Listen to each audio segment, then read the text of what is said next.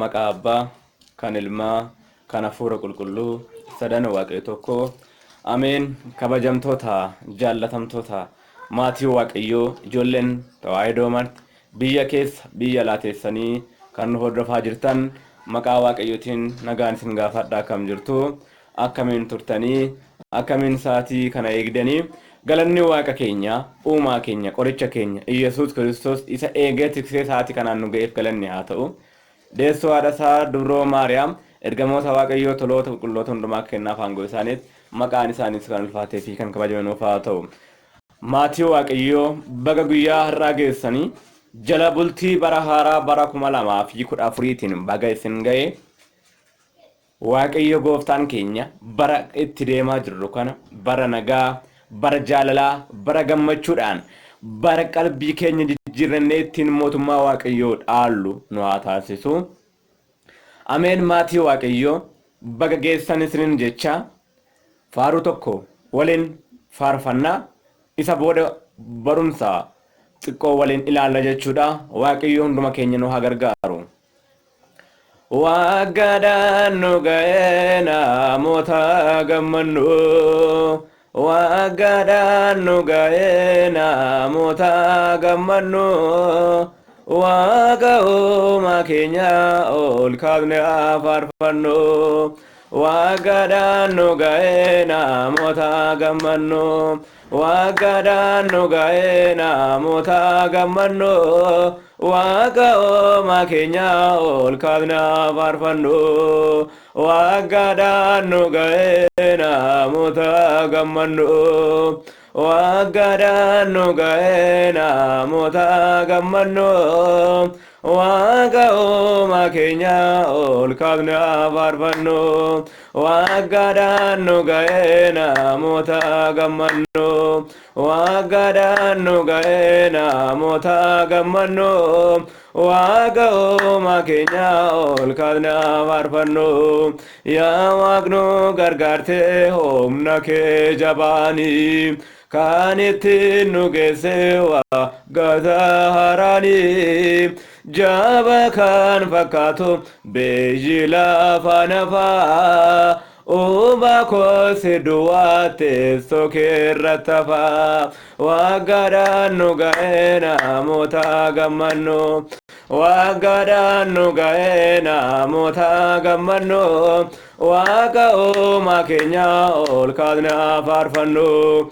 Yaa Waaqni gargaartee humna kee jabaanii kan ittiin nu geesse waggaa haaraanii, jaba kan fakkaatu biyyi lafa nafaa, uumaa koose duwwaa teessoo keerratti hafaa.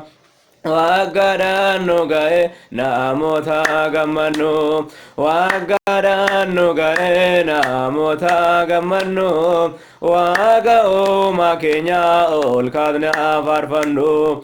Yaa Waaqni gargaartee humna kee jabaanii kan ittiin nu geesse waggaa haaraanii, jaba kan fakkaatu biyyi lafa nafaa, uumaa koose duwwaa teessoo keerratti hafaa. Waggaadhaan nu ga'ee namoota gammannu, waggaadhaan nu ga'ee namoota gammannu, Waaqa uumaa keenya ol kaafne haa faarfannu. Waggaadhaan nu ga'ee namoota gammannu, waggaadhaan nu ga'ee namoota gammannu, Waaqa uumaa keenya ol kaafne haa faarfannu. Waaqa uumaa keenya ol kaafne haa faarfannu, Waaqa uumaa keenya ol kaafne haa faarfannu. Ameen. Waaqni abbaan keenya, abbaan faaruu kanaa kan ta'e maqaan isaa kan ulfaatee fi kan kabajamanuuf haa ta'u.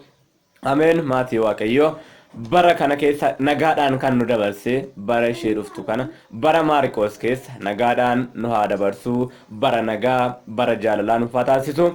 Ameen. Maatii Waaqayyoo baga geessan isiniin jecha barumsa gabaabaa waliin ilaalla jechuudha. Waaqayyo hunduma keenya nu haa gargaaru. Mata duree godhannee kan ilaallu guyyaa har'aa keessatti jechuudha. ergaa Phaawulos qulqulluu gara Qorontositti erge isa duraa boqonnaa 5 lakkoofsa 7 irraatii jecha sagalee Waaqayyoo argannu ilaalla. Innis jechi sun akkana jedha. Raacitii moofaa ofirraa gataa jedha.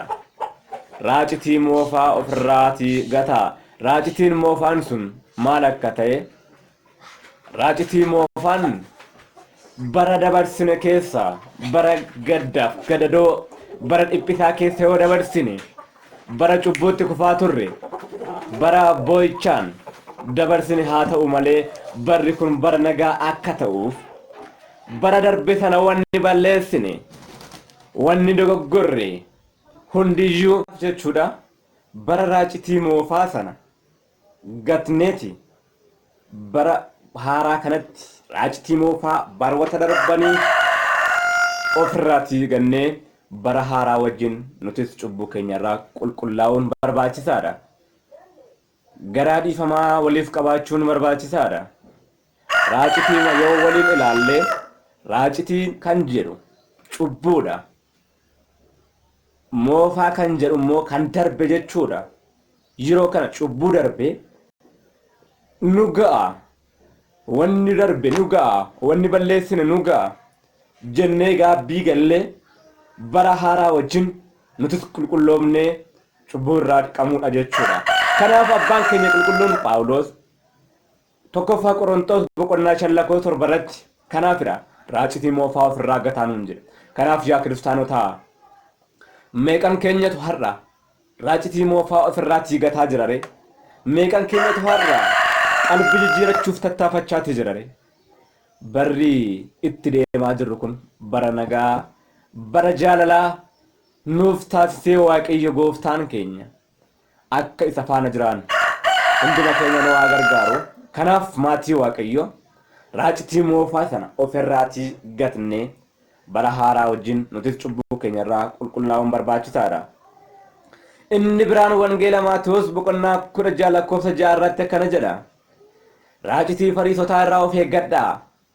Raacitii Fariisotaa irraa maal godhaa? Of eeggadhaa jedha. Raacitiin Fariisotaa raacitii warra hin amanne, raacitii warra gantootaa irraa, raacitii warra sobdootaa irraa akka of eeggannu. Macaafni kunis immoo raacitii Fariisotaa irraa of eeggadhaa nuun jedha waan ta'eef raacitii Fariisotaa irraa of eeggachuuti qabna jechuudha maatii Waaqayyoo. Inni biraan immoo Efesoon boqonnaa 4 lakkoofsa 23 irratti jechuudha abbaan keenya Phaawulos kan inni barreesse Efesoonitti erge ergaa isaa irratti jechuudha akkana jedha. Raacitii Saduuqotaa fi Fariisotaa irraa of eeggadhaa jedha. Ammallee akka of eeggan nu barsiisa. Kanaaf yaa kiristaanotaa of eeggachuu qabna. Raacitii warra hin amannee irraa of eeggannee wanna darbeef immoo Waaqayyotti boonyee dhiifama gaafannee qalbii jijjiirrachuun barbaachisaadha.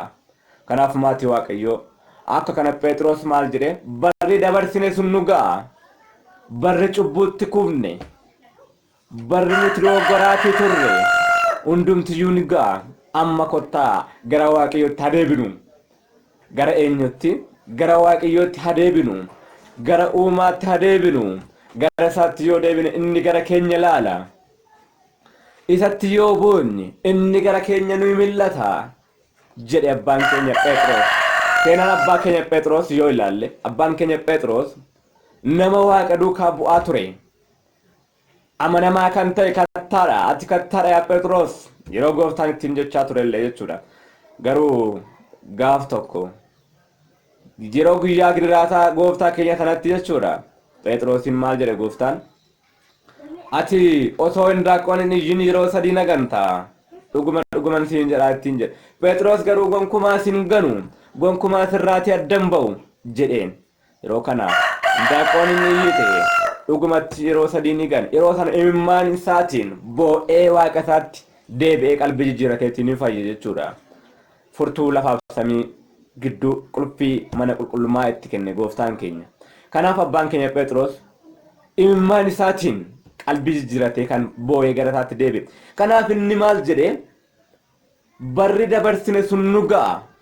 Kottaa kan inni jedhe waa hedduu fakkeenya godhachuun kan inni barsiisaa turedha jechuudha. Kanaaf galanni waaqayyoodhaaf haa ta'u nutis qalbii jijjiirannee gara isaatti akka deebinu waaqayyo hunduma keenya nu haa gargaaru. Inni biraan kana fakkaata jechuudha. Raacitii Fariisotaa irraa of eeggadhaa. Wangeelaa Luqaas boqonnaa 12 lakkoofsa 2 irraati jechuudha. Inni itti aanu raacitii Saduuqotaa fi Fariisotaa irraa of eeggadhaa kan jedhu immoo Wangeela Maatewos boqonnaa 16 lakkoofsa 6 irraati kan argannudha jechuudha. Kanaaf inni biraan inni itti aanu namummaa keessan isa moofaa ofirraa gataa jedha. Namummaan namaa akkamitti moofaa ta'a jechuu danda'a namoonni baay'een.